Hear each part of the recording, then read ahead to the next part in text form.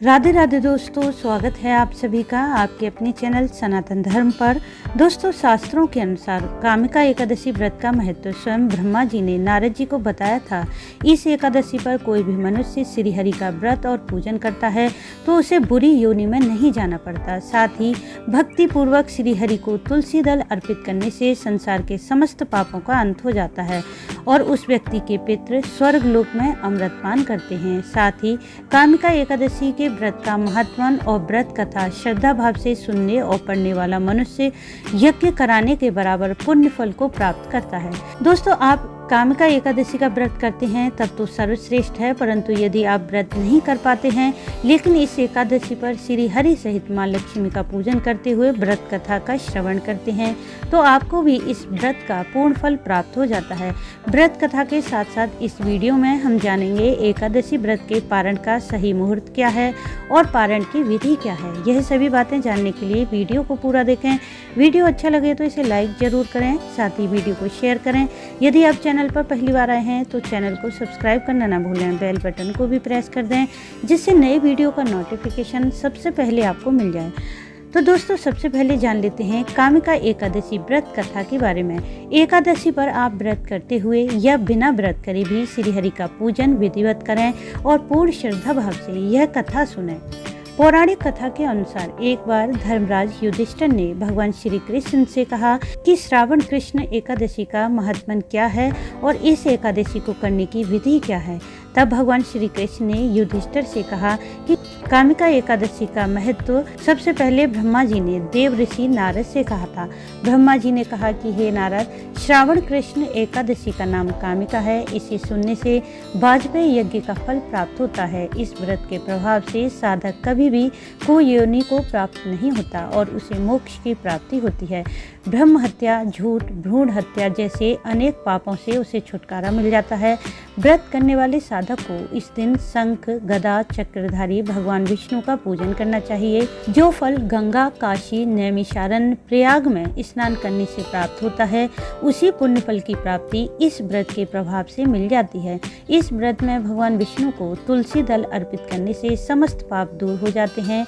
जो भक्त इस एकादशी की रात्रि में रात्रि जागरण करते हुए श्री हरि के मंदिर में दीपक जलाते हैं उनके पितर स्वर्ग लोक में अमृत पान करते हैं और 100 करोड़ दीपकों से प्रकाशित होकर सूर्य लोक को प्राप्त करते हैं। इसकी कथा का वर्णन मैं तुमसे कहता हूँ, ध्यान पूर्वक सुनो। एक गांव में एक क्षत्रिय रहता था। एक दिन किसी कारणवश उसका ब्राह्मण से झगड़ा हो गया। इस झगड़े में ब्राह्मण की मृत्यु हो गई। अपने हाथों मरे हुए ब्राह्मण की अंतिम क्रिया करने के लिए वह जैसे ही आगे बढ़ा तो पंडितों ने उसे अंतिम क्रिया में शामिल होने से मना कर दिया। ब्राह्मणों ने बताया कि तुम पर ब्रह्म हत्या का दोष है, इसलिए पहले तुम इस पाप का प्रायश्चित करो तो हम तुम्हारे घर भोजन करेंगे, अन्यथा नहीं।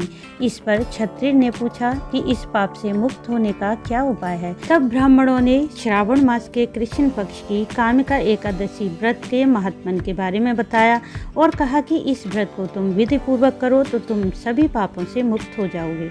इसके पश्चात क्षत्रिय ने कामिका एकादशी व्रत को भक्ति भाव से किया। भगवान श्रीधर का व्रत और पूजन करके ब्राह्मणों को भोजन करा के उन्हें दान दक्षिणा दी और उन ब्राह्मणों का आशीर्वाद प्राप्त करके इस पाप से मुक्ति पाई। उसी रात भगवान श्रीधर ने क्षत्रिय को दर्शन देकर कहा कि तुम्हें ब्रह्म हत्या के पाप से मुक्ति मिल गई है। बोलो भगवान विष्णु माता लक्ष्मी की जय। इस व्रत को करने से ब्रह्म हत्या और अन्य सभी पाप नष्ट हो जाते हैं और मनुष्य इस लोक में सुख भोगते हुए अंत में विष्णु लोक में स्थान पाता है। और दोस्तों, अब जान लेते हैं कामिका एकादशी व्रत पारण के बारे में। जो भी साधक कामिका एकादशी व्रत धारण करता है उसे द्वादशी तिथि में स्नान आदि करके श्री हरि का पूजन करना चाहिए और ध्यान रखें कि जो भी भोजन बनाए वह शुद्ध और सात्विक होना चाहिए। इस दिन भोजन में बैगन और मसूर की दाल न बनाए, परंतु द्वादशी तिथि में चावल जरूर बनानी चाहिए, क्योंकि माना जाता है कि भले ही एकादशी में आप चावल नहीं खाते हैं परंतु द्वादशी तिथि में चावल ग्रहण करके ही व्रत को पूर्ण माना जाता है। जो भी भोजन आप बनाएं उसमें तुलसी पत्र डालकर पहले श्री हरि को भोग लगाएं।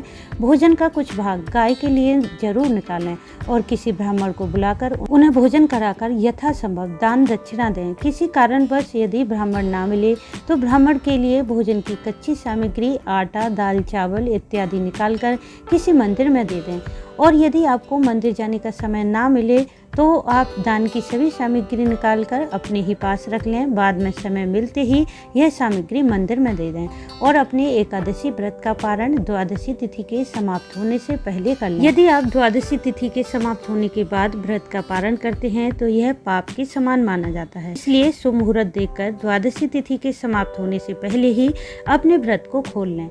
और दोस्तों, अब जान लेते हैं कामिका एकादशी व्रत के पारण का समय क्या रहेगा।